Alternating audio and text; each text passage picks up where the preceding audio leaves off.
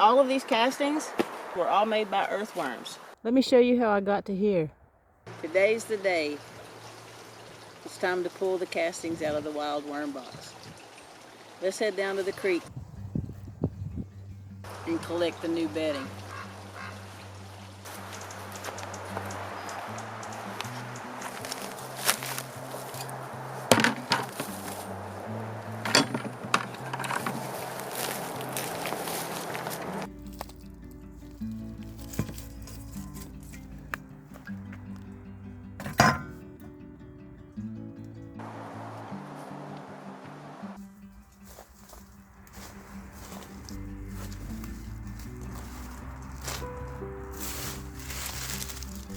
We'll be back for these later.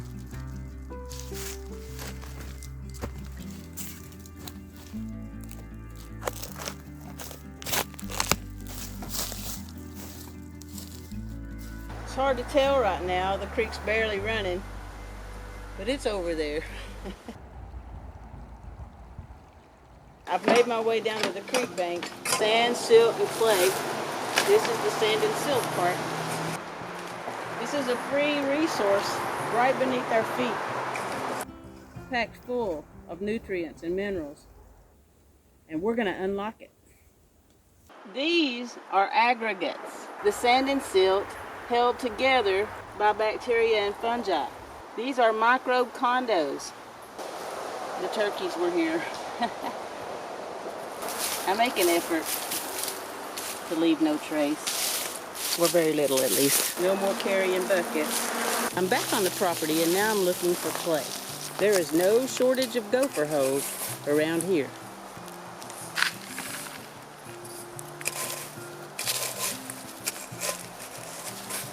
Everything's dormant in here right now, but it's still there. And as soon as I add compost, leaves, water, and food scraps, this is going to come alive. Look how much harder the clay is compared to the sand and silt down by the creek. I've gathered the clay from a ditch on the downside of a culvert. Water runs off here from the very top of the property, and it picks up particles all along the way. Most of the time I'm stuck using these oak leaves, and they are all very stabby.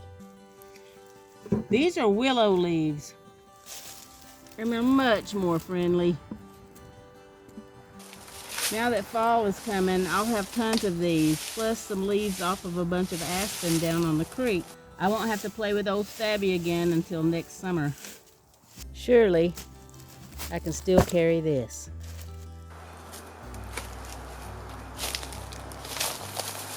Sand and silt. Sand is the largest of the particles, and silt is a close second.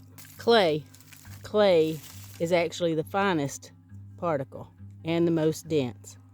Leaves will go a long way to aerate the sand, silt, and clay, and they will add a lot of microbial life. This is finished compost. On its own, sand, silt, and clay is inferior to manure. Cow manure, rabbit manure contain the green matter that the animal has eaten, and that makes it more nutritious and higher in minerals than sand, silt, and clay alone. But when you add leaves to that, and when you add finished compost, suddenly you have a powerhouse. I used garden waste, food scraps, comfrey, grass, apples. I put all kinds of greens in this compost. That's what animals that make the manure that we use eat. The full range of minerals, everything a plant could possibly need, and the microbial activity to support the health of the life of that plant. Let's take a peek inside this worm box. You see there's no worm activity on top, but if I move the soil, they'll show up. Can you see them on camera? I don't know if they're showing up on camera. Can you see these guys? These are earthworms, not red wigglers. I gathered all of these worms out of the compost. So they don't live on the surface like red wigglers. They live just underneath. Earthworms don't like living in worm castings. It's arguable whether or not this is ready to harvest because there's still so many worms on this side. Where's my claw? Unlike red wigglers that will just keep living in the top layer and eating what you feed them, earthworms burrow. If they're living in solid worm castings, eventually it becomes toxic for them. My instincts are telling me that even though there are still a lot of worms in this side, it's time to harvest. This is the side I'm feeding. I keep covering them up. Can you see that pocket of worms right there? I started this experiment months ago, and I just let it go to see what would happen. Look at all these little babies.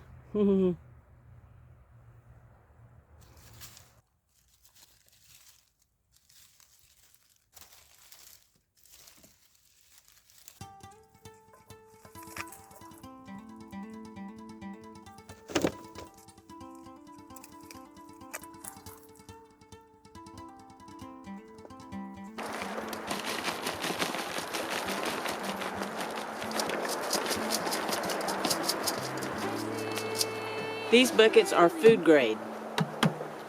Okay, the camera went off for this round of sifting. This is 1 tub's worth. They really brought up a lot of earth from beneath. That's what I was hoping, that they would actually, stay in there, little froggy, that they would come up from beneath. It's fantastic. That means all those really deep minerals have transported it into the box through the earthworm.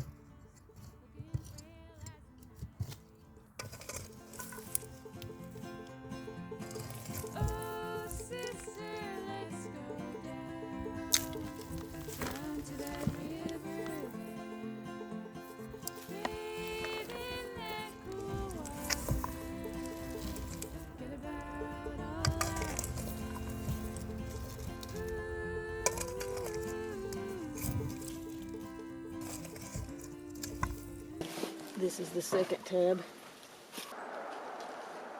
Isn't that a beautiful sift? If you get your moisture ratio correct during your harvest, it'll decrease your work by way more than half. If I take a handful of these, they still make a clump. So there's plenty of moisture in there. They're dry enough just to go right through the sieve. I'll post a link below to these specific screens. I am not an Amazon affiliate. These are the screens that I bought. These sieves were made to fit a 5-gallon bucket.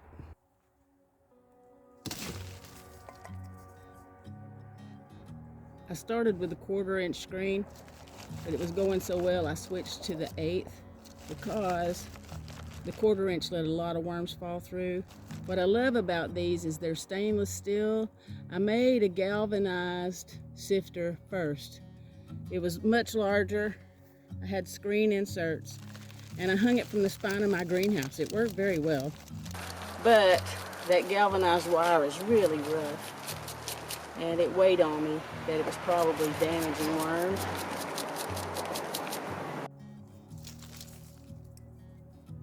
The 1/4-inch screen allows everybody to fall through. This one catches all of the worms. Most of the worms. Worm castings done indoor or completely in the dark are bacterial dominant because fungi requires a living plant to be active and alive. These are tiny roots off of the elderberry tree where my box sits. There are more in the box. I'm going to nurture them and let them go. That means my finished product has both bacteria and fungi present. There's the bottom.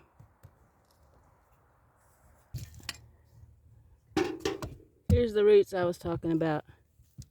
These have crawled in from the elderberry, and I'm going to leave them.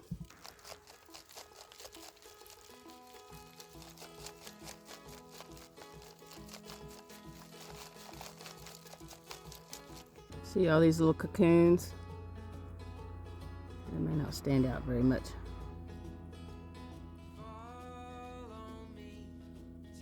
They're all going right through the sieve. The sun. I really want to finish this, but I might have to move the wheelbarrow. Getting hot, getting hot, getting hot. Gotta hurry.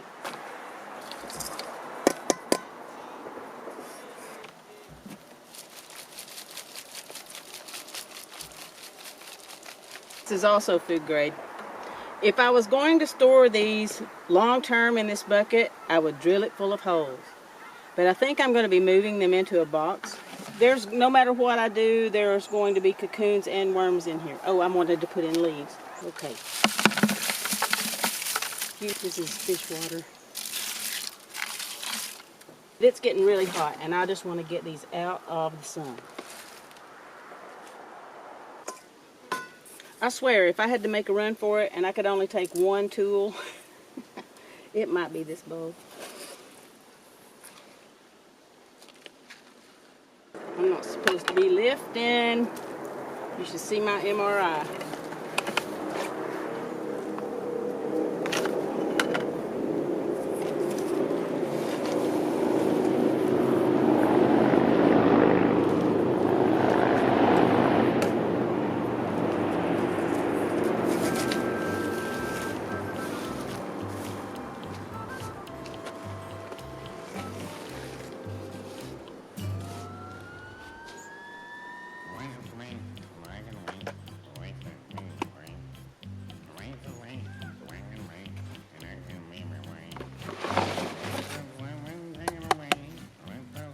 These teeny tiny little slips, these are why I'm not just dumping it into the wheelbarrow. I want to make sure the little babies go into the bucket too. Everybody into the pool. I'm going to add a little bit of moisture.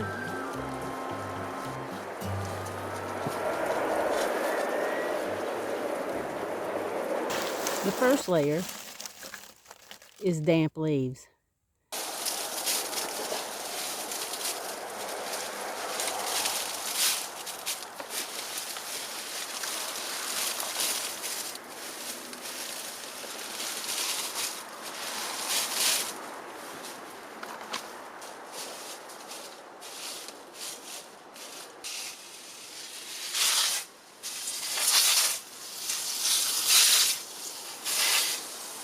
The second layer is the sand and silt from the creek. I added a little bit of moisture so it wouldn't be bone dry when it went into the box. Sand is the largest particle. It's made mostly of quartz. The next layer is clay. Clay is the finest of all of the particles. It has a different range of minerals than sand and silt.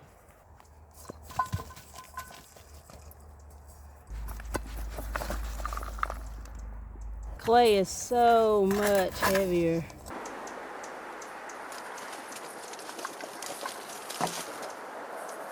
The last layer is finished compost. Animal manure, cow, llama, rabbit. Mineral-wise, manure is superior to clay, sand, and silt alone. The leaves start to turn that tide with the microbes that they bring into the mix and with their own mineral content. And what really makes the magic, finished compost. Clay, sand, and silt on its own is not as good as manure because most of the mineral content is locked up in the sand, silt, and clay, and it could take years for that to become plant soluble. But when you add finished compost to that mix, what looks like a handful of finished compost is actually a handful of microbes. And those microbes eating the compost pile. Every handful of compost that I add, I'm adding billions of microbes. And they will go to work immediately, releasing all of the minerals. And guess what eats all of these microbes? Worms. Worms eat microbes. So from the moment all of these worms migrate over into this new bedding,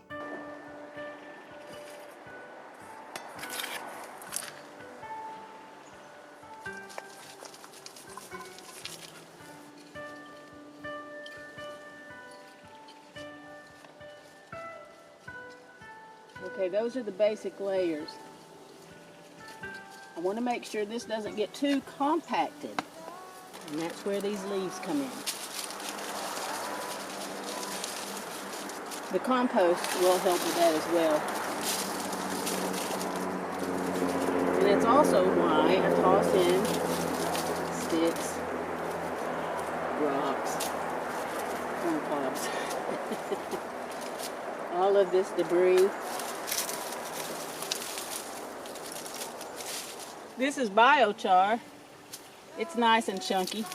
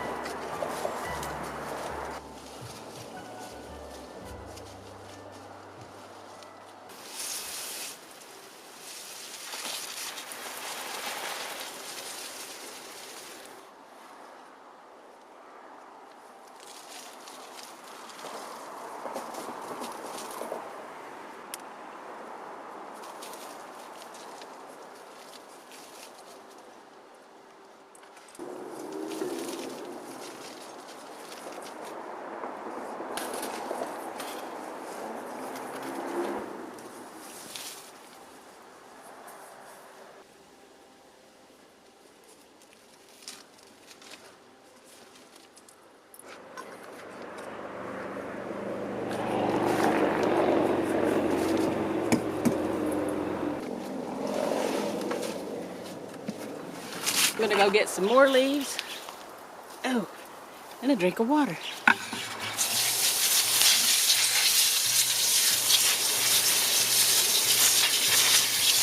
Since I needed more leaves, I grabbed stones.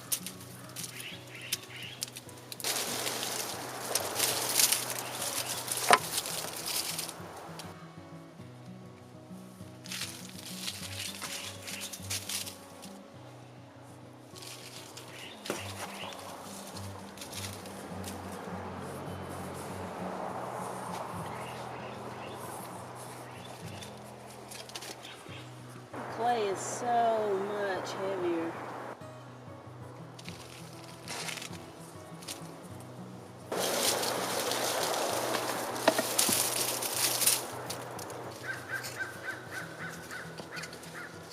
Now we're level with the finished compost on the other side.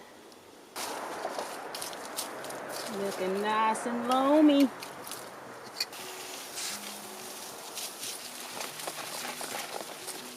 One more layer, maybe two. We're almost there. So this should just about do it.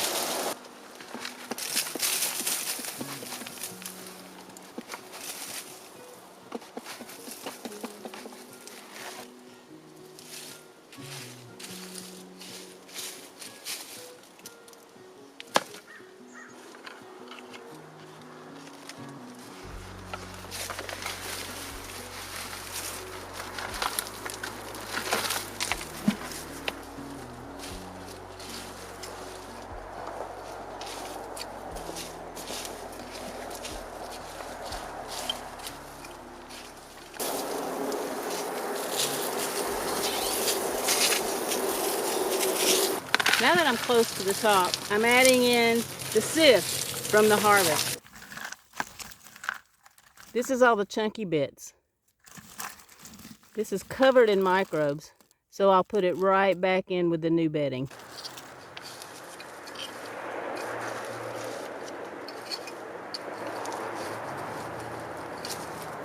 I'm putting the microbial-rich compost directly on top of that sieve.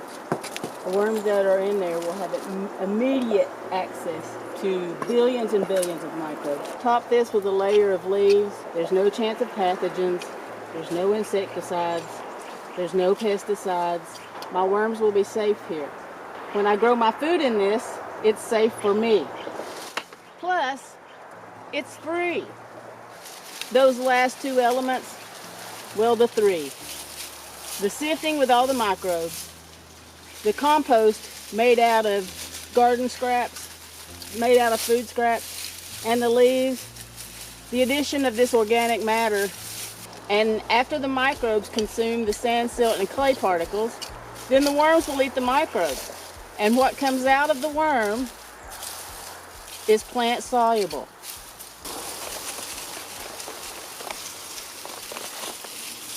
This is the last round.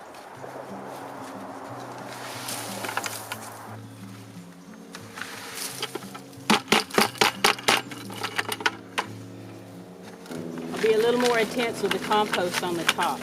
I'm hoping to entice all of the worms that are on this side that I was feeding before.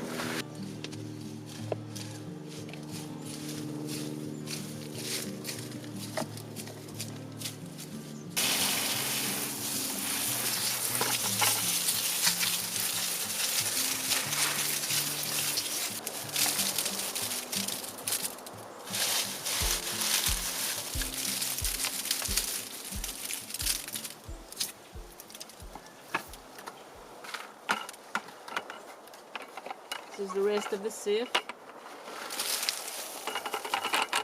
You guys go tell your friends. Here's the last of the compost.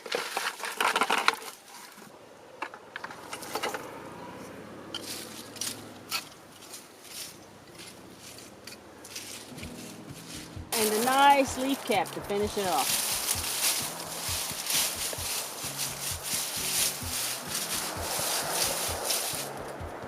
There you have it, reset. And now the right side will go through the process of drying out and it will be harvested. Microbes reproduce exponentially.